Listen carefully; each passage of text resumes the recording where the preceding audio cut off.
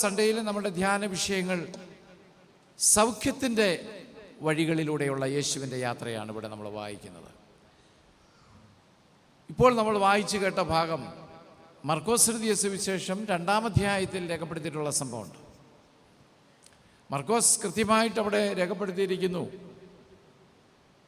അവൻ കപർന്നഭൂമിൽ ഒരു ഭവനത്തിലിരിക്കുമ്പോൾ പക്ഷാഘാതം വന്ന ഒരാളിനെ അവിടെ പറഞ്ഞ 4 പേർ ചേർന്ന് യേശുവിൻ്റെ അടുക്കൽ എത്തിക്കുന്നു. എന്തിനാണ് കൊണ്ടുവന്നത്?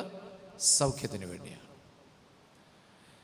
ക്രിസ്തു ആരാണ് എന്നത് തൻ്റെ പരസ്യ ശുശ്രൂഷയിലൂടെ തെളിഞ്ഞു വരികയാണ്.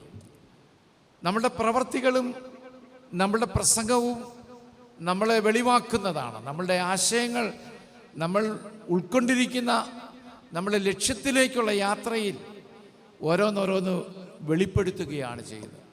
അതുകൊണ്ട് ബൈബിൾ വായിച്ചു വരുമ്പോൾ, പുതിയ നിയമത്തിൽ വായിക്കുമ്പോഴൊക്കെ ചില സന്ദർഭങ്ങളിൽ ഇങ്ങനെ ആണ് തുടങ്ങുന്നത്, അനന്തരം എന്ന് പറഞ്ഞാണ്.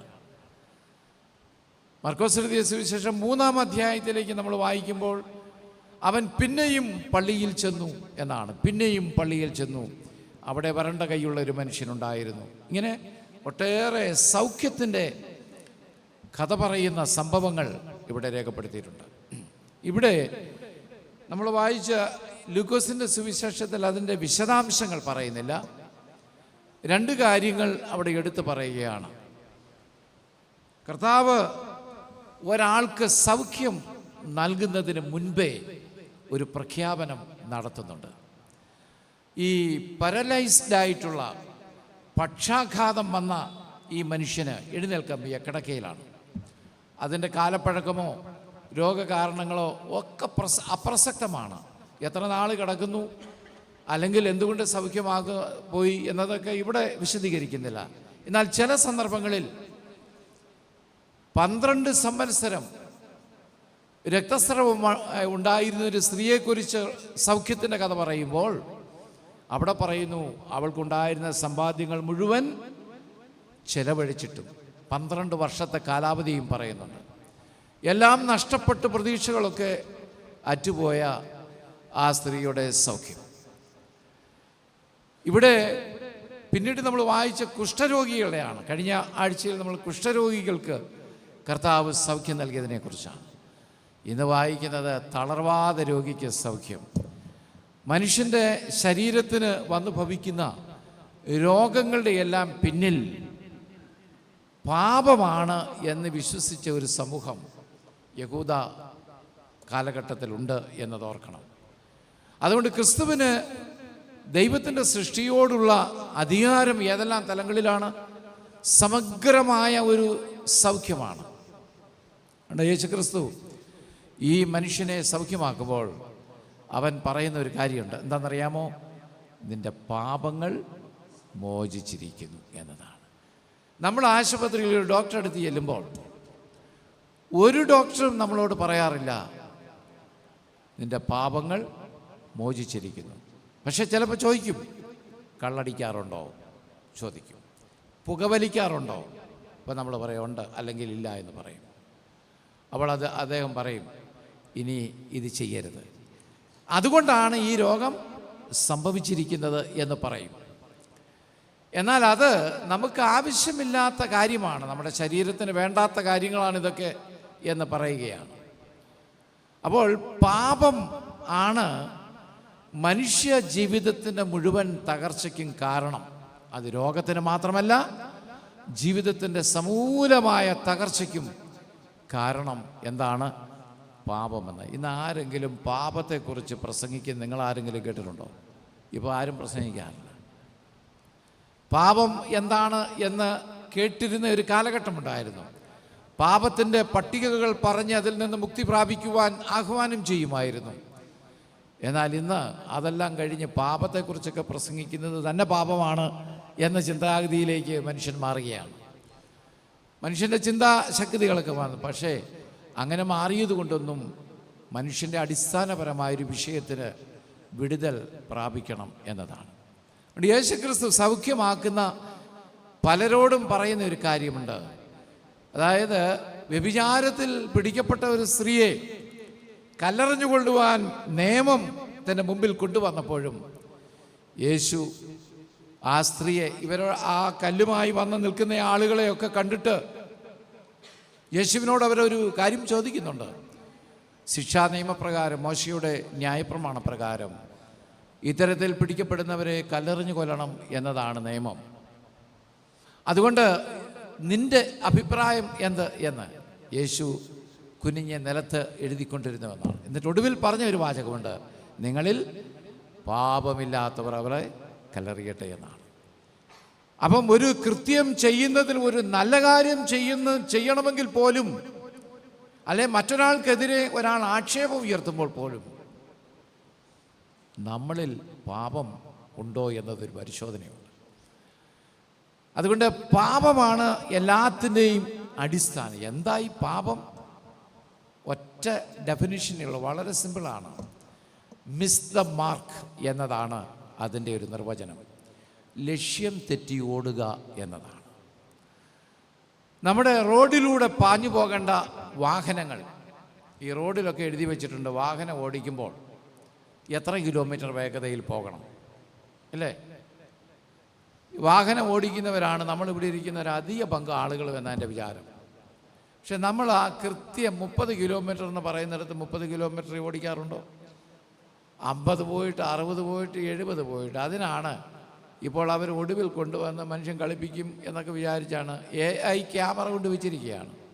ചില നാളുകൾക്ക് മുമ്പ് എറണാകുളത്തൊരു സാമൂഹ്യ പ്രവർത്തക, അവർ വണ്ടി ഓടിച്ച് വളരെ മിനിമം സ്പീഡിൽ വണ്ടി ഓടിച്ച് പോകുമ്പോൾ റോഡിലെ ഈ ലൈറ്റ് ഫ്ലാഷ് ചെയ്തു.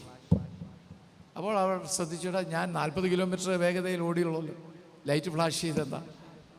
അവർ വീണ്ടും ഒരു ടേൺ കൂടെ കറങ്ങി ഒന്നുകൂടെ പരീക്ഷിച്ചു. 40-ൽ താഴെയുള്ള വേഗതയിൽ വീണ്ടും ഓടിച്ചു നോക്കി, പിന്നെയും ലൈറ്റ് ഫ്ലാഷ് ചെയ്തു. അപ്പോൾ അവർക്ക് മനസ്സിലായി, കുഴപ്പം എൻ്റെതല്ല, ഈ മെഷീൻ എന്തോ കുഴപ്പം കാണും. അവരൊരു സാമൂഹ്യ പ്രവർത്തക ആയതുകൊണ്ട് വീണ്ടും അവർ മൂന്നാമതൊരു അറ്റംപ്റ്റും കൂടെ നടത്തി. അതിലും താഴെ സ്പീഡിൽ ഓടിച്ചപ്പോഴും ലൈറ്റ് ഫ്ലാഷ് ചെയ്തു. നേരെ അവർ മോട്ടോർ വെഹിക്കിൾ ഡിപ്പാർട്ട്മെൻറ്റിൻ്റെ ഈ ട്രാഫിക് കൺട്രോൾ റൂമിൽ നേരിട്ട് അവർ വാഹനവുമായിട്ട് ചെന്നു. അവർ പറഞ്ഞു, ഇന്ന സ്ഥലത്തിരിക്കുന്ന ആ ലൈറ്റ് അതിലേതോ കുഴപ്പമുണ്ട്. ഞാൻ 40 കിലോമീറ്റർ താഴെ 2 അല്ല 3 പ്രാവശ്യം ശ്രമിച്ചു നോക്കിയിട്ടും ആ ലൈറ്റ് ഫ്ലാഷ് ചെയ്യുന്നുണ്ട്, അത് നിങ്ങളത് മാറ്റണം. അപ്പോൾ അവിടെ ഇരുന്ന പോലീസുകാരൻ ഈ സഹോദരി അകത്തോട്ട് വിളിച്ചു, മാഡം നിങ്ങൾ പറഞ്ഞു ശരിയാണ്, ആ ലൈറ്റിൻ്റെ കുഴപ്പമല്ല, ലൈറ്റ് ഫ്ലാഷ് ചെയ്തത് നിങ്ങളുടെ വാഹനത്തിൻ്റെ സ്പീഡ് കുറഞ്ഞതല്ല, നിങ്ങൾ സീറ്റ് ബെൽറ്റ് ഇട്ടിട്ടില്ലായിരുന്നു, അതുകൊണ്ടാണ് 1200 രൂപ ഫൈൻ അടിച്ച് വേഗം വീട്ടിൽ പോയിക്കൊള്ളാൻ പറഞ്ഞു. അപ്പോൾ ഇപ്പോൾ നമ്മൾ അറിയുന്നില്ല പാപം ഏതെല്ലാം വിധത്തിലാണ് നിർവഹിക്കുന്നത്. സീറ്റ് ബെൽറ്റ് ഇട്ടില്ലെങ്കിൽ പോലും ഇപ്പോഴത്തെ ലൈറ്റ് കത്തുകയല്ല, ഇപ്പം ലൈറ്റ് കത്തുകയല്ല, നമ്മൾ ഇരിക്കുന്ന ചിത്രം ഉൾപ്പെടെ ഇനി വരികയാണ് വീട്ടിൽ. വിദേശ രാജ്യങ്ങളിലൊക്കെ ആണ് എങ്കിൽ അതങ്ങനെയാണ്. അപ്പോൾ ഒരിക്കൽ ഞാൻ ഈ ഷിക്കാഗോ ഇടവകയിലെ വികാരിയായിരിക്കുമ്പോൾ അവിടുത്തെ ഭദ്രാസന എപ്പിസ്കോപ്പ തിരുമേനി അവിടേക്ക് വരികയാണ്. അപ്പോൾ ഞാൻ എയർപോർട്ടിൽ തിരുമേനിയെ പിക്ക് ചെയ്യാനായിട്ട് ചെന്നു. ഇവിടുത്തെ പോലെ കുപ്പായം ഇട്ടല്ല പോകുന്നത്, ക്ലറിക്കൽ കോളറാണ്. അവിടുത്തെ ഷർട്ടൊക്കെ ഇട്ട് കോളർ, അച്ഛന്മാർക്കുള്ള പ്രത്യേക കോളറൊക്കെ വെച്ച്, അച്ഛന്മാരുടെ വണ്ടിക്ക് തന്നെ ക്ലർജി എന്നുള്ളൊരു സ്റ്റിക്കറൊക്കെ ഉണ്ട്, അതുകൊണ്ട് ചില ഇളവുകളൊക്കെ കിട്ടും. അതെല്ലാം ഓടിച്ച് എയർപോർട്ടിൽ ചെന്നു. എയർപോർട്ടിലെത്തി തിരുമേനി അപ്പോൾ പറഞ്ഞ്, നേരിട്ടങ്ങ് സമയത്ത് പാർക്ക് ചെയ്താൽ വലിയ തുകയാകും, അതുകൊണ്ട് അച്ഛൻ പുറത്ത് കിടന്നിട്ട് ഞാൻ വിളിക്കാം, ഇറങ്ങി വരുമ്പോൾ നേരെ വന്ന് എന്നെ കളക്ട് ചെയ്ത് അങ്ങ് പോയാൽ മതി എന്ന് പറഞ്ഞു. അതനുസരിച്ച് ഞാൻ വെയിറ്റ് ചെയ്തു. തിരുമേനി വിളിച്ചു. ഞാൻ നേരെ വണ്ടി ടെർമിനലിലേക്ക് ഓടിച്ച് പോകുമ്പോൾ സ്വല്പം കഴിഞ്ഞപ്പോൾ എൻ്റെ പുറകിൽ ഒരു പോലീസുകാരൻ ലൈറ്റ് ഇട്ട് വരുന്നു. അവിടെ പോലീസുകാരൻ ലൈറ്റ് ഫ്ലാഷ് ചെയ്ത് കഴിഞ്ഞാൽ പിന്നെ നമ്മൾ വണ്ടി മുന്നോട്ട് ഓടിക്കാൻ അനുവാദമില്ല. അതുകൊണ്ട് ഷോൾഡറിലേക്ക്, സൈഡിലേക്ക് ഞാൻ വണ്ടി പുള്ളി ചെയ്തു. അപ്പോൾ പോലീസുകാരൻ നേരെ വന്ന് എൻ്റെ വണ്ടിയുടെ മുന്നിലോട്ട് ഈ ലൈറ്റ് ഫ്ലാഷ് ചെയ്തിട്ട് അയാൾ ഇറങ്ങി വന്നു. ഇവിടുത്തെ പോലെ നമ്മൾ പോലീസ് പറയാതെ വണ്ടിയുടെ ഗ്ലാസ് പോലും താക്കാൻ അനുവാദമില്ല. ഇറങ്ങിയാൽ അവരുടെ തോക്കുണ്ട്, കാരണം അവരെ ആക്രമിക്കാൻ വരുന്നു എന്നതുകൊണ്ട്. ഇവിടുത്തെ പോലെ 15 പോലീസുകാർ കാണത്തില്ല, ഒറ്റ പോലീസുകാരനെ ഉള്ളൊരു വണ്ടിക്ക് അത് മതി. അപ്പോൾ ഈ പോലീസുകാരൻ ഇറങ്ങി വന്ന് എന്നോട് ഗ്ലാസ് താക്കാൻ നോക്കിയപ്പോൾ ഞാനൊരു ക്ലർജിയാണ്. അയാൾ ചോദിച്ചു, ആർ യു എ പാസ്റ്റർ? ഞാൻ പറഞ്ഞു അതെ. അപ്പോൾ അയാൾ പറഞ്ഞു, യു മെയ്ഡ് എ മിസ്റ്റേക്ക്. ഞാൻ ചോദിച്ചു, എന്താണ്? നിങ്ങൾ മഞ്ഞ വരയിൽ വാഹനത്തിൻ്റെ ടയർ തൊടാൻ പാടില്ല. പക്ഷെ നിങ്ങൾ വണ്ടി ഓടിച്ചു വന്നപ്പോൾ മഞ്ഞ വരയിൽ നിങ്ങളുടെ ടയർ കയറി. നമ്മുടെ ഇവിടുത്തെ മഞ്ഞ വരയല്ല, മതിലുണ്ടെങ്കിൽ പോലും നമ്മൾ അതിൻ്റെ മുകളിൽ കൂടെ കയറി ഓടിക്കും. അപ്പോൾ ഈ റോഡിലൊക്കെ ഇപ്പോൾ വരച്ചു വച്ചിരിക്കുന്നതിനൊക്കെ നിയമമുണ്ട്. പക്ഷേ ഈ നാട്ടിൽ നമ്മളിതൊന്നും മൈൻഡ് ചെയ്യാറില്ല. കാരണം ഇതിന് സെൻസർ ഇല്ല എന്നുള്ളത് കൊണ്ടാണ്. എന്നാൽ ആ രാജ്യത്തെ റോഡിലെ എങ്ങനെ വണ്ടി ടയർ കയറിയാൽ പോലീസുകാരൻ്റെ കമ്പ്യൂട്ടറിൽ നമ്മുടെ വണ്ടി ഇന്ന സ്ഥലത്ത് ഇത് കയറിയിരിക്കുന്നു എന്ന് അവന് കാണാം. അവിടുത്തെ റോഡിൽ തന്നെ സെൻസർ ഈ ലൈനിൽ തന്നെ ഉണ്ട്. അപ്പോൾ ഞാൻ പറഞ്ഞു, ഐ എം സോറി. അപ്പോൾ പറഞ്ഞു, നോ സോറി. എന്തോ ചെയ്യും? അപ്പോൾ അദ്ദേഹം എന്നോട് ചോദിച്ചു, വെർ ആർ യു ഗോയിങ്? ഞാൻ പറഞ്ഞു, I'm going to pick my bishop. Oh very easy. ഞാൻ പറഞ്ഞു, അവിടെ എന്നെ കാത്തിരിക്കുകയാണ്, ഇവിടെ ഡിലേ ആയാൽ പ്രശ്നമാണ്. അപ്പോൾ അയാൾ പറഞ്ഞു, you go, I will also come with you. അയാൾ എൻ്റെ പിറകിലല്ല, അയാൾ എനിക്ക് മുൻപേ വണ്ടി ഓടിച്ചു, ഞാൻ പുറകിൽ വന്നു. അപ്പോൾ തിരുമേനി അവിടെ നോക്കി നിൽക്കുകയാണ് എന്നെ. ഞാൻ തിരുമേനിയുടെ അടുത്തോട്ട് ചെല്ലുമ്പോൾ തിരുമേനി നോക്കിയപ്പോൾ അച്ഛന് പോലീസ് എസ്കോർട്ടോടാണല്ലോ വരുന്നത്. അല്ല ഇവിടെയൊക്കെ നാട്ടിലൊക്കെ അല്ലേ മന്ത്രിമാർ വരുമ്പോൾ മുമ്പേ പോലീസ് പോകുന്ന പോലെ. അപ്പോൾ അയാൾ ഇറങ്ങി എന്നെ വിളിച്ചു, കമോൺ എന്ന് പറഞ്ഞു. അപ്പോൾ തിരുമേനി ആകെ വരണ്ട് നിൽക്കുകയാണ്. അപ്പോൾ ഈസ് യുവർ ബിഷപ്പ്? ഞാൻ yes, this is my bishop. അപ്പോൾ തിരുമേനി എന്നോട് ചോദിക്കുകയാണ്, അച്ഛാ എന്താ പറ്റി? ഞാൻ വണ്ടി ഇയാൾ പറയുന്ന ഈ വരയ്ക്കകത്ത് കയറ്റിയെന്നാണ്, പക്ഷെ ഞാൻ കണ്ടില്ല. അപ്പോൾ ഞാൻ പറഞ്ഞു, ഐ ഡിഡ്ന്റ് സീ. അപ്പോൾ അയാൾ പറയുന്നത്, you can't see because you are sitting inside the car. ഈ കാറിനകത്തിരിക്കുന്ന ആളിന് ടയർ വരെ കയറിയോ എന്ന് എങ്ങനെ കാണാൻ പറ്റുന്നത്? ഞാൻ അന്നേരം അയാൾക്ക് ഇത്രയും ബുദ്ധിയില്ലാത്ത ആളാണോ? ഞാൻ വണ്ടിക്കകത്തിരിക്കുമ്പം എൻ്റെ വണ്ടിയുടെ ടയർ മഞ്ഞ വരയെ തട്ടിയെന്ന് ഞാൻ എങ്ങനെ അറിയും? ഞാൻ പറഞ്ഞു, I'm sorry, I didn't see. അയാൾ പറഞ്ഞു, നോവേ, അതൊക്കെ ശ്രദ്ധിച്ച് ഓടിക്കണം. ചുരുക്കി പറഞ്ഞാൽ തിരുമേനി പറഞ്ഞു, അച്ചോ പെനാൽറ്റി കൊടുത്തേച്ച് നമുക്ക് പോകണം. ഞാൻ അയാളോട് ചോദിച്ചു, how much I have to pay penalty? അയാൾ പറഞ്ഞു, $35 വയലേഷൻ ഓഫ് one violation, $35. അപ്പം ഞാൻ അപ്പോഴത്തേക്ക് എൻ്റെ കയ്യിൽ നിന്ന് ക്രെഡിറ്റ് കാർഡ് എടുത്തിട്ട് പറഞ്ഞു, ഓക്കെ എടുത്തോളാൻ പറഞ്ഞു. ഉടനെ പോലീസ് പറഞ്ഞു, no no no no, you have to pay double penalty. ഞാൻ ചോദിച്ചു, അതെന്തിനാ 2 പെനാൽറ്റി എന്തിനാ? അയാൾ എന്നോട് പറഞ്ഞു, യു ആർ എ പാസ്റ്റർ, നിങ്ങളൊരു വൈദികനാണ്. നിങ്ങൾ ഈ പുൾപിറ്റിൽ നിന്ന് പറയുന്നത് എന്താണ്? ആരും പാപം ചെയ്യരുത്, ആരും കുഴപ്പം കാണിക്കരുത് എന്ന് നിങ്ങൾ ഉപദേശിക്കുന്ന ആളായതുകൊണ്ട് നിങ്ങൾ തന്നെ അത് തെറ്റിച്ചത് കൊണ്ട് 2 പെനാൽറ്റി അടിക്കണമെന്ന് പറഞ്ഞു. ആകെ കുഴപ്പത്തിലായി. അപ്പം ഞാൻ ചോദിച്ചു, how much? You have to pay $70. ഞാൻ പറഞ്ഞു, ഓക്കെ എടുത്തു എന്ന് പറഞ്ഞ് കാർഡ് അങ്ങോട്ട് കൊടുത്തപ്പോൾ തിരുമേനിക്കിത് വല്ലാതെ വളരെ രസകരമായിട്ട് തോന്നി. അപ്പോൾ പോലീസുകാരൻ എൻ്റെ കാർഡൊക്കെ വാങ്ങിയിട്ട് ബിഷപ്പിനെ നോക്കിയിട്ട് പറഞ്ഞു, തിരുമേനി നോക്കിയിട്ട് പറഞ്ഞു, തിരുമേനി, bishop, now I am not penalising him because of you. ബിഷപ്പിനെ ഓർത്ത് ഈ അച്ഛനിപ്പോൾ ഞാൻ പെനാൽറ്റി അടിക്കുന്നില്ല, അതുകൊണ്ട് ഇപ്പോഴത്തേക്ക് ഞാൻ വെറുതെ വിട്ടിരിക്കുന്നു എന്ന് പറഞ്ഞ് പോലീസുകാരൻ ഞാൻ നോക്കി, ഞാൻ താങ്ക് യു എന്ന് പറഞ്ഞു. ഉടനെ പോകാൻ നേരത്ത് ഈ പോലീസുകാരൻ തിരുമേനിക്കൊരു അഡ്വൈസ് കൊടുത്തു, bishop, this driver is very dangerous, you must travel with him very cautiously. ഈ വൈദികൻ ഓടിക്കുന്ന വണ്ടിയെ സൂക്ഷിച്ച് വേണം യാത്ര ചെയ്യാൻ, പുള്ളി അപകടകാരിയാണ് എന്നൊരു വാണിംഗും കൊടുത്ത് തിരുമേനി പലയിടത്തും പറഞ്ഞിട്ടുണ്ട്. Those who are preaching must be penalized twice. നമ്മൾ ഉപദേശിക്കുന്നവൻ തെറ്റ് ചെയ്താൽ 2 ശിക്ഷ, അത് വേദപുസ്തകത്തിൽ പറഞ്ഞിട്ടുണ്ട്. ഇരട്ടി അടി കിട്ടുമെന്നാണ് പറഞ്ഞിരിക്കുന്നത്. അതുകൊണ്ട് എല്ലാവരും കയറി പ്രസംഗിക്കാനും ഉപദേശിക്കാനും ഒന്നും പറയും. ഏതെങ്കിലും കാരണവശാൽ അച്ഛൻ നിങ്ങളോട് പറയാം, നോമ്പിൻ്റെ കാലമാണ്, ഒരു പ്രസംഗം പ്രസംഗിച്ചോ എന്ന് പറയാൻ സൂക്ഷിച്ച് അത് ഏറ്റെടുക്കാവൂ. ഡബിൾ അടി കിട്ടും. ആ പ്രസംഗിച്ചതിന് ശേഷം പിന്നീട് കാര്യങ്ങൾ നേരെ ചൊവ്വേ ചെയ്തില്ലെങ്കിൽ 2 അടി ഉറപ്പാണ്. മറ്റേതാന്ന് ഒരടിയിലൊക്കെ അവസാനിക്കും. അപ്പോൾ ദയവ് ചെയ്ത് നമ്മൾ ഓർക്കേണ്ട ഒരു വിഷയമാണ്. പാപം മനുഷ്യനെ ഇല്ലാതാക്കുകയാണ്. പാപത്തിൻ്റെ ശമ്പളം പറഞ്ഞേ മരണമത്രേ. ദൈവത്തിൻ്റെ കൃപാവരമോ? ബാക്കി പറ. അപ്പോൾ നിങ്ങൾ പറയാം, അച്ഛൻ ഇത്രയും പറയാമെങ്കിൽ ബാക്കിയും കൂടെ അങ്ങ് പറഞ്ഞൂടെ അല്ലേ? ദൈവത്തിൻ്റെ പാപത്തിൻ്റെ ശമ്പളം മരണമത്രേ, ദൈവത്തിൻ്റെ കൃപാവരമോ നമ്മുടെ കർത്താവായ യേശു ക്രിസ്തുവെങ്കിൽ നിത്യജീവൻ തന്നെ. നമ്മൾ വേദോസ്തമൊക്കെ ഒന്ന് പഠിക്കണേ കുറച്ചുകൂടെ. അതാ ഞാൻ ആദ്യം മുതൽ പറഞ്ഞ്, മാർത്തോമാക്കാരിപ്പോൾ ഒന്നുമല്ലാതിരിക്കുക, വേദോസ്തം അറിയത്തില്ല. ഈ പണ്ടൊരുത്തൻ അമേരിക്ക പോയ സ്ഥിതിയാണ്, മലയാളം മറന്നും പോയി, ഇംഗ്ലീഷൊട്ട് അറിയത്തുമില്ല എന്നൊരവസ്ഥയെ പോലെ ആയിരിക്കുക. നമ്മൾ വലിയ ജാടകമൊക്കെ പറഞ്ഞുകൊണ്ട് ഞങ്ങൾ വലിയ മാർത്തോമാക്കാർ വിശ്വാസവും വേദോസ്തമൊക്കെ അറിയാവുന്ന, ഇപ്പം കയ്യിലുമില്ല മനസ്സിലുമില്ല, ആരെങ്കിലും ചോദിച്ചോട്ടെ അറിയാനുമില്ല.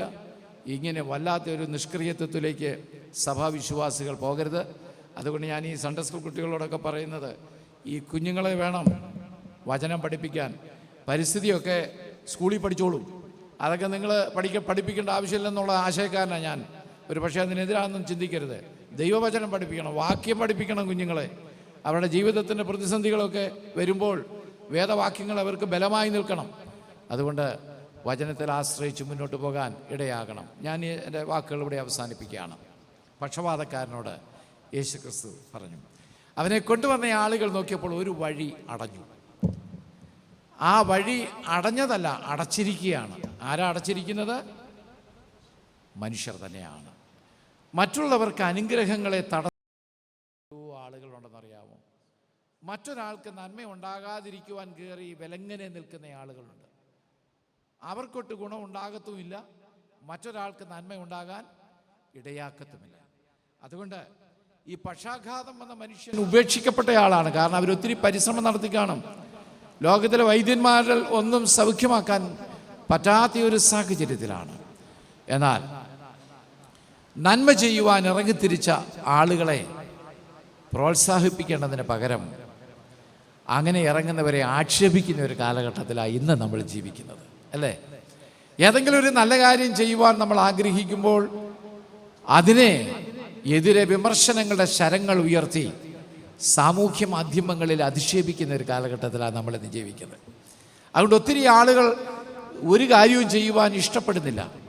കാരണം എന്താണെന്ന് ചോദിച്ചാൽ, ഞാനിതിന് വെറുതെ സമൂഹത്തിന് മുമ്പിൽ ആക്ഷേപ കഥാപാത്രമായി തീരണം. പക്ഷേ ഇവിടെ ഈ കാലഘട്ടത്തിൽ ഈ 4 ആളുകൾ എന്ന് പറയുമ്പോൾ അതൊരു ചെറു സംഘമാണ്. നന്മ പ്രവർത്തിക്കുന്നവരുടെ ഒരു ചെറിയ കൂട്ടമാണ്, ഒരു സംഘടനയാണ്. അതിന് ഏത് പേര് വേണമെങ്കിലും നമുക്ക് വിളിക്കാം. സഭയുടെ സംഘടനകളുടെ ഏത് പേര് വേണമെങ്കിലും ചേർത്ത് അവരെ നമുക്ക് അഭിസംബോധന ചെയ്യാം. അവർ കട്ടിലെന്ന് പറഞ്ഞു കഴിഞ്ഞാൽ നമ്മുടെ ഇപ്പോഴത്തെ കാണുന്ന പോലെ തേക്ക് കട്ടിലൊന്നുമല്ല. അത് ചാർപ്പായി എന്നൊക്കെ നമ്മൾ ഹിന്ദിയിൽ പറയും. ചാക്കുകട്ടിൽ പോലെ ഒരു മനുഷ്യനെ ഇങ്ങനെ കിടത്തിയിരിക്കുകയാണ്. എടുക്കാൻ അവന് കട്ടിലിന് വലിയ വെയിറ്റൊന്നുമില്ല. അസ്ഥിപഞ്ചരം പോലെ കിടക്കുന്ന മനുഷ്യനെ അവർ ഒരുമിച്ച് 4 പേരുടെ ഒരുമിച്ചുള്ള ഒത്തുചേരലിൽ പക്ഷാഘാതം വന്ന ഈ മനുഷ്യനെ യേശുവിൻ്റെ അടുക്കൽ കൊണ്ടെത്തുകയാണ്. അവർക്കൊരു കാര്യത്തിൽ ഉറപ്പുണ്ട്, യേശുവിൻ്റെ മുന്നിൽ എത്തിച്ചാൽ പിന്നെ അതുപോലെ തിരിച്ചെടുത്തോണ്ട് വരേണ്ട കാര്യമില്ല, പിന്നെ അവൻ എഴുന്നേറ്റ് നടക്കും എന്നതാണ്. ഇതാണ് വിശ്വാസം. അതുകൊണ്ട് നമ്മളുടെ സഭയുടെ ദൗത്യം എന്തെന്ന് ചോദിച്ചാൽ to bring people to Christ എന്നതാണ്. കർത്താവിൻ്റെ അരികിൽ എത്തിക്കുക എന്നതാണ്. നമ്മളുടെ പ്രാർത്ഥനകൾ പോലും അതാണ്. യേശുവിൻ്റെ അരികിലേക്ക് നമ്മളുടെ ആവശ്യങ്ങളിൽ ഇരിക്കുന്നവരെ എത്തിക്കുകയാണ്. ആ ഒരു ദൗത്യമാണ് ഇവിടെ നിർവഹിക്കുന്നത്. അതിന് ധൈര്യം കാണിച്ചതാണ്.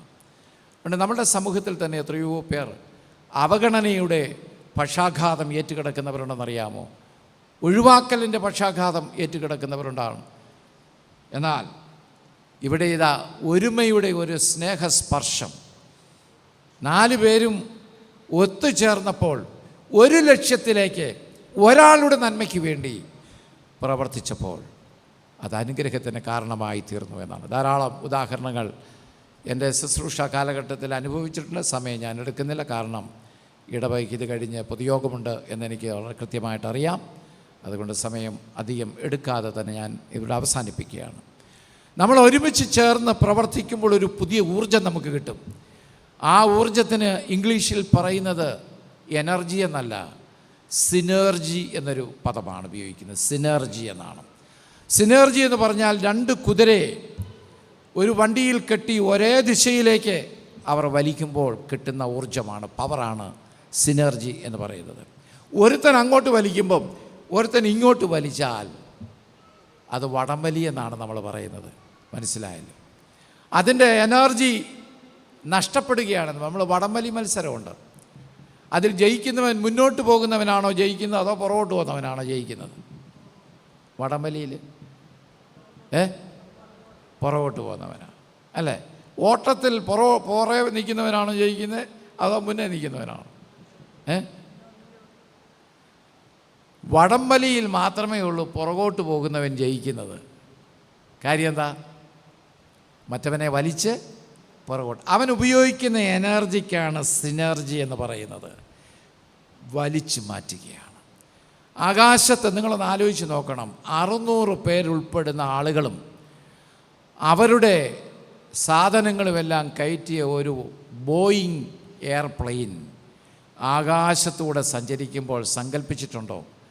അതിൻ്റെ 2 എൻജിൻ അല്ലെങ്കിൽ 4 എൻജിൻ, ബോയിങ് ആകുമ്പോൾ കുറച്ചുകൂടെ പവർഫുൾ എൻജിനാണ്. അതെങ്ങനെയാണ് മുന്നോട്ട് പോകുന്നത്? വായുവിനെ വലിച്ച് പുറകിലേക്ക് മാറ്റി മുന്നോട്ട് പോകുന്നതിനെ എയർ ത്രസ്റ്റ് എന്ന് പറയും. അതിനെ ശക്തിയായി പിടിച്ച് പുറകിലേക്ക് മാറ്റിയാണ് ഈ വാഹനം മുന്നോട്ട് പായുന്നത്. എന്നാൽ ചില സമയത്ത് വായുവില്ലാത്ത ചില പോക്കറ്റുകൾ വരും, എയർ പോക്കറ്റ് എന്ന് പറയും. അവിടെ ചെല്ലുമ്പോൾ ഈ ശക്തമായ ബോയിങ് ധുമ്മെന്ന് പറഞ്ഞ് താഴേക്ക് അങ്ങ് പോവും നിമിഷങ്ങൾക്കുള്ളിൽ. എയർ പോക്കറ്റിൽ വീഴുക എന്ന് പറയും. ആകാശത്തിലെ ഗട്ടർ എന്ന് നമ്മൾ പറയും, നമ്മുടെ റോഡിലെ ഗട്ടർ പോലെ. ചില സമയങ്ങളിൽ ഇത് എയർ പോക്കറ്റിൽ വീണ് താഴേക്ക് പോകും, കാരണം അതിന് പിടിക്കാൻ വായുവില്ല എന്നതാണ്. നമ്മുടെ ജീവിതത്തെ മുന്നോട്ട് നയിക്കുന്ന ഒരു പവറാണ് ദൈവവിശ്വാസം. ആ ശക്തി നമുക്ക് എന്ന് കുറയുന്നുവോ മുന്നോട്ടുള്ള പോക്ക് ശക്തി കുറയും, നിരാശപ്പെടും. അതുകൊണ്ട് ക്രിസ്തുവിലുള്ള ആ എനർജി സംഭരിച്ചാണ് ഏത് നന്മ പ്രവർത്തനത്തിന് മുന്നോട്ട് പോകുവാൻ നമ്മളെ സഹായിക്കുന്നത്. അതിനാര് എതിർത്ത് നിൽക്കുന്നു എന്നുള്ളതല്ല. 2, നമ്മൾ വായിക്കുന്നത് ഇവരവിടെ ചെന്നപ്പോൾ ആളുകൾ തടസ്സം നിന്നു. നമ്മളൊക്കെ ആയിരുന്നു എന്ത് ചെയ്തേനെ? ഒന്നാമത് മെനക്കെട്ട് ഇവനെ എടുത്തുകൊണ്ട് വന്നു. അതിനിടെ മനുഷ്യരെല്ലാം കൂടെ കയറി അവിടെ നിൽക്കുക. ഓ, വേറെ പണിയില്ലേ, തിരിച്ച് എടുത്തെടുത്ത് കൊണ്ട് വെച്ചേച്ച് അങ്ങ് മടങ്ങിപ്പോകും അല്ലേ? പക്ഷേ അവർ മറ്റൊരു മാർഗം അന്വേഷിച്ചു. നമ്മളിവിടെ വായിച്ചത് ലൂക്കോസ് അവിടെ ഓട് നീക്കി എന്നാണ് മലയാളത്തിൽ പറഞ്ഞിരിക്കുന്നത്. ഒരിക്കൽ സൺഡേ സ്കൂളിൽ ടീച്ചർ പഠിപ്പിച്ചുകൊണ്ടിരുന്നു, ഇതുപോലെ ഈ ടെറസിലിരുന്ന് ഓട് നീക്കി, അല്ല, ഒരുത്തൻ പത്രോസ് വീടിൻ്റെ പുരമുറയിലിരുന്ന് പ്രാർത്ഥിച്ചു എന്ന് പറഞ്ഞു. അപ്പോൾ ചെറുക്കനൊരു സംശയം, സാറേ പുരയുടെ മുകളിൽ ഇരുന്ന് പ്രാർത്ഥിച്ച അവൻ താഴെ വീഴത്തില്ലയോ? ഉറങ്ങി. അവൻ വീട്ടിലിരുന്ന് പ്രാർത്ഥിക്കുമ്പോഴാണ് ഉറങ്ങുന്നത്. അപ്പോൾ താഴെ വീഴത്തില്ലേ? അപ്പോൾ ടീച്ചറും ആലോചിച്ച് പോയ സംഗതി ശരിയാണല്ലോ, അവൻ പറഞ്ഞ് ശരിയാണെന്നല്ലോ. അപ്പോൾ ടീച്ചർ അവനോട് പറഞ്ഞു, എടാ, ദൈവത്തിന് അസാധ്യമായിട്ട് ഒന്നുമില്ല. ഇതാണ് നമ്മളുടെ രക്ഷപ്പെടുന്ന മാർഗം. അവനോട് പറഞ്ഞു കൊടുക്കണം, ഇവിടെ പലസ്തീനിലെ വീടുകളൊക്കെ ടെറസ് ഷേപ്പാണ്, ഫ്ലാറ്റാണ്. അതിൻ്റെ റൂഫൊക്കെ ഉണ്ടാക്കിയിരിക്കുന്നത് നമ്മുടെ ഇവിടുത്തെ പോലെ കോൺക്രീറ്റ് അല്ല, ചെറിയ ചെറിയ സ്ലാബുകളാണ്. അതെടുത്ത് വെച്ച് അടുക്കിയാണ് വീടുണ്ടാക്കുന്നത്. അതിൽ ഒരു പീസ് എടുത്ത് മാറ്റിയാൽ മതി, അല്ലെ 4 പീസ് മാറ്റിയാൽ മതി, ഒരു കട്ടിലിറക്കാൻ പറ്റും. ഇങ്ങനെയാണ് ഇറക്കിയത്, അല്ലാതെ അവൻ്റെ വീട് അടിച്ചു പൊളിച്ചില്ല. നമ്മൾ തെറ്റിദ്ധാരണകളൊന്നും പറഞ്ഞ് പിള്ളേരെ പഠിപ്പിക്കരുത്. അവൻ്റെ ടെറസ് അടിച്ചു പൊളിച്ചൊന്നും അല്ല ഇറക്കിയത്, ഇത് ഇളക്കി മാറ്റാവുന്ന സ്ലാബുകളാണ്. അതുകൊണ്ടാണ് ഇവർ 4 പേർ മുകളിൽ കയറി അതങ്ങോട്ട് യേശു ഇരുന്നതിൻ്റെ തൊട്ട് മുകളിലുള്ള 4 പീസ് എടുത്ത് മാറ്റി, 4 പറഞ്ഞിട്ടില്ല, അത്രയും ഭാഗം എടുത്ത് മാറ്റി ഈ മനുഷ്യൻ്റെ യേശുവിൻ്റെ അടുക്കലേക്ക് ഇറക്കി വെച്ചു. അവരുടെ ദൗത്യം കഴിഞ്ഞു. നമ്മൾക്ക് ചെയ്യാവുന്ന ചില ശുശ്രൂഷകളുണ്ട്. ഇവനെ എടുത്തുകൊണ്ട് പോകാൻ പറ്റും, ആശുപത്രി കൊണ്ടുപോകാൻ പറ്റും. സൗഖ്യമൊക്കെ കൊടുക്കുന്ന ആരാ? കൊടുക്കേണ്ടവരാണ്. പക്ഷേ ഇന്ന് എല്ലാവരും ദൈവത്തോട് പ്രാർത്ഥിക്കുന്ന, കർത്താവേ അവനെ ഇഞ്ഞു കൊണ്ടുതരാമെങ്കിൽ ഞാൻ സൗഖ്യമാക്കി വിടാമെന്നാണ്. നമ്മൾ ആ സൗഖ്യം കൊടുക്കുന്നത് തോന്നിപ്പോവും. അതുകൊണ്ടാണല്ലോ ചിലയിടത്തൊക്കെ ബോർഡ് വെച്ച് കണ്ടിട്ടില്ലേ, അത്ഭുത രോഗശാന്തി. ഈ പുള്ളി ആ രോഗശാന്തി കൊടുക്കുന്നതെന്ന് എൻ്റെ ആളുകളുടെ വിചാരം. ആക്ഷൻ ഫോട്ടോകളാണ്. പക്ഷേ രോഗശാന്തി എപ്പോഴും നടക്കുന്നുണ്ട് എന്ന് നമ്മൾ ഓർക്കണം. മാർത്തോമാക്കാർക്കൊരു ചിന്തയുണ്ട്, നമ്മുടെ പള്ളിയിലൊന്നും രോഗശാന്തി നടക്കുന്നില്ല എന്ന്. നിങ്ങൾക്ക് ഈ പള്ളി വരുന്ന രോഗസൗഖ്യം കിട്ടിയ ആരെങ്കിലും ഇവിടെ ഇരിപ്പുണ്ടോ? ആരും പറയണ്ട. ഉണ്ടോ? നമുക്ക് രോഗസൗഖ്യം എന്ന് പറഞ്ഞാൽ ഹാർട്ട് അറ്റാക്ക് മാറിക്കിട്ടണം, ബ്ലോക്ക് മാറിക്കിട്ടണം, അല്ലെങ്കിൽ കിഡ്നി ഡാമേജ് ആയത് പുതിയ കിഡ്നി ആയിട്ട് വരണം, ഇങ്ങനെയൊക്കെയുള്ള സൗഖ്യത്തെക്കുറിച്ചാണ് നമ്മളുടെ സങ്കല്പങ്ങൾ. ശരീരത്തിൻ്റെ അവയവങ്ങളെല്ലാം ഇല്ലാതായി പോവും. സൗഖ്യം കിട്ടിയാൽ പോലും നമ്മൾ എത്ര നാൾ ജീവിക്കും? ഡോക്ടർമാർ പറയും, ഈ കഴിഞ്ഞിടയ്ക്കാണ് നമ്മുടെ പ്രഗത്ഭനായൊരു ഡോക്ടർ ട്രിവാൻഡ്രത്ത് മരിച്ചു. 67 വയസ്സേ ഉള്ളൂ അദ്ദേഹം. പ്രഗത്ഭനായ ന്യൂറോളജിസ്റ്റാണ്. പക്ഷെ അദ്ദേഹത്തിന് അറിയാമായിരുന്നു അദ്ദേഹത്തെ ബാധിച്ചിരിക്കുന്ന രോഗം മരണത്തിലേക്ക് നയിക്കും. ഏത് ഭിഷഗ്വരനായാലും മരിക്കും. പക്ഷേ സൗഖ്യം നമ്മുടെ ശരീരത്തിനൊക്കെ കുറച്ച് നാളത്തേക്കേ ഉള്ളൂ. എന്നാൽ കർത്താവ് നൽകുന്ന സൗഖ്യം ശരീരത്തിന് മാത്രമല്ല, പിന്നെ അവൻ ആത്മാവിനും സൗഖ്യം നൽകും. ആത്മസൗഖ്യം പ്രാപിക്കുന്നവന് ഒരു ഉറപ്പുകൊടുക്കുകയാണ്, പാപം കൊണ്ട് ഒരിക്കലും നിത്യജീവനിൽ പ്രവേശിക്കാൻ പറ്റില്ല. അതുകൊണ്ട് ഈ ലോകത്തിലെ ജീവിതം മാത്രമല്ല, നിത്യജീവനിലേക്ക് പ്രവേശിക്കുവാനുള്ള ആരോഗ്യവും ദൈവം നമുക്ക് നൽകുന്നു. അതുകൊണ്ട് പക്ഷപാതക്കാരനോട് പറഞ്ഞു, നിൻ്റെ പാപങ്ങൾ മോചിച്ചിരിക്കുന്നു. അവിടെ കൂടിയിരുന്നവർ ഉടനെ പറയാം, ഇവനാരാ പാപം മോചിക്കാൻ? അവൻ ദൈവവും. എന്നാൽ നമ്മൾ വായിക്കുന്നത്, ഭൂമിയിൽ ദൈവത്തിൻ്റെ മകന്, പുത്രന് പാപങ്ങളെ മോചിക്കുവാനുള്ള അധികാരം കൊടുത്തിട്ടുണ്ട് എന്ന് അവരറിയാൻ വേണ്ടി അവൻ പാപം മോചിച്ചെന്ന് മാത്രമല്ല, അവനോട് പറഞ്ഞു, കിടക്കയെടുത്ത് നടക്ക എന്ന് പറഞ്ഞു. ആരോഗ്യത്തോടെ അവൻ മടങ്ങിപ്പോയി. എന്നെ കേൾക്കുന്ന പ്രിയ സഹോദരങ്ങളെ, കർത്താവ് നമുക്ക് രോഗസൗഖ്യത്തിന് മുമ്പ് തരുന്നതാണ് ഏത്? പാപസൗഖ്യം. നമ്മളിന് ആ സ്ത്രീയോട് പറഞ്ഞത് ഇതാണ്, ഇനിമേൽ പാപം ചെയ്യരുത്. സഭാ വിശ്വാസികൾ, ഞാൻ ഉൾപ്പെടുന്ന എല്ലാവരും ഈ പാപബോധമുള്ളവരായി ജീവിക്കണം. നമ്മൾ അറിഞ്ഞും അറിയാതെയൊക്കെ ചെയ്യുന്ന പാപത്തിൻ്റെ പരിണിത ഫലമാണ് ഈ ലോകത്തിൻ്റെ തകർച്ചയെന്ന് നിസ്സംശയം നമ്മൾ പറയണം. അത് പറയാനും അത് തിരുത്തുവാനുമുള്ള സമയമാണ്. വിശുദ്ധ കുർബാനയിൽ പങ്കെടുക്കുന്നതിന് മുൻപ് കുമ്പസാരം അതിൻ്റെ വേദിയാണ്. നമ്മൾ ചെയ്ത പാപങ്ങളൊന്നും അവിടെ നമ്മൾക്ക് മാത്രമേ അറിയാവുള്ളൂ. അത് ദൈവസന്നിധിയിൽ നമ്മൾ ഏറ്റുപറയുകയാണ്. അറിഞ്ഞും അറിയാതെയും ഒക്കെ ചെയ്തു പോയതെല്ലാം എന്നോട് ക്ഷമിക്കണമേ. അത് കഴിഞ്ഞ് ആബ്സല്യൂഷനുണ്ട്. ഇവിടെ വൈദികൻ പറയുന്നുണ്ട്, നിങ്ങളുടെ പാപങ്ങൾ കരുണയുള്ള ദൈവം തമ്പുരാൻ ക്ഷമിച്ചിരിക്കുന്നു. ഫർഗീവ്നെസ് എന്നത് ദൈവത്തിൻ്റെ പാപമോചനം, അത് പ്രഖ്യാപിക്കുകയാണ്. അച്ഛനല്ല പാപം മോചിക്കുന്നത്. എന്നാൽ കത്തോലിക്ക വിശ്വാസത്തിലൊക്കെ ഓറക്കുലർ കൺഫെഷനും പാപമോചന ചീട്ട് തുടങ്ങിയ ഒത്തിരി സംവിധാനങ്ങളൊക്കെ ഉണ്ടായിരുന്നു. എന്നാൽ മാർത്തോമാ സഭയുടെ വിശ്വാസം അനുസരിച്ച് വൈദികനല്ല പാപം മോചിക്കുന്നത്, അച്ഛനല്ല കുർബാന തരുന്നത്. നമ്മളൊക്കെ ചില ആളുകൾ പറയും, ഈ അച്ഛൻ പോയിട്ട് ഞാൻ ഇനി കുർബാന കൊള്ളുകയുള്ളൂ. ഒരു ഗുണവുമില്ല. അച്ഛനല്ല കുർബാന തരുന്നത്, അച്ഛനല്ല കയ്യസൂരി തരുന്നത്, അച്ഛനല്ല പാപം മോചിക്കുന്നത്. പക്ഷേ ഇതെല്ലാം ആര് നമ്മളെ ഏൽപ്പിച്ചിരിക്കുകയാണ്? കർത്താവ് ഏൽപ്പിക്കുകയാണ്. നമ്മൾ കല്യാണത്തിന് വിളിക്കാൻ പോകും, ഇല്ലേ? കല്യാണത്തിന് വിളിക്കാൻ പോകുമ്പോൾ ചിലപ്പോൾ നമുക്ക് പോകാൻ പറ്റാത്തതുകൊണ്ട് നമ്മളെ ആരെങ്കിലും പറഞ്ഞു വിടും. അയാൾ പറയുകയാണ്, അച്ഛൻ പറഞ്ഞു വിട്ട അനുസരിച്ചാണ് ഞാൻ വന്നിരിക്കുന്നത്, കല്യാണത്തിന് വരണം, നീ നിൻ്റെ പാട് നോക്കി പോടാ, അയാൾ വിളിച്ചാലേ ഞാൻ പോവുള്ളൂ എന്ന് പറയുന്ന ആളുകൾ അപരിഷ്കൃതമായ പ്രതികരണമെന്നേ ഉള്ളൂ. എന്നാൽ പറഞ്ഞയച്ചിരിക്കുന്നയാൾ പറയുമ്പോൾ അത് സ്വീകരിക്കുന്നതാണ് നമ്മളുടെ വിധേയത്വം. അതുകൊണ്ട് പാപം മോചിക്കുവാൻ കർത്താവ് നിങ്ങളോട് പറയുമ്പോൾ അത് നമ്മൾ സ്വീകരിക്കാൻ, എൻ്റെ പാപങ്ങളെല്ലാം ദൈവമേ നീ ക്ഷമിച്ചതിനാൽ നിനക്ക് സ്തുതി. പാപരഹിതമായൊരു ജീവിതത്തിനായി ഞാൻ പരിശ്രമിക്കുകയാണ്. വീഴും. നമ്മളിവിടെ ഇരിക്കുന്ന കുഞ്ഞുങ്ങളൊക്കെ എത്രയോ തവണ നടക്കുന്നതിന് മുൻപ് വീണവരാണ്. നമ്മളൊക്കെ എത്രയോ തവണ നടക്കുന്നതിന് മുൻപാണ്. പക്ഷേ വീണപ്പോഴൊക്കെ നമ്മൾ എന്ത് ചെയ്യുമായിരുന്നു?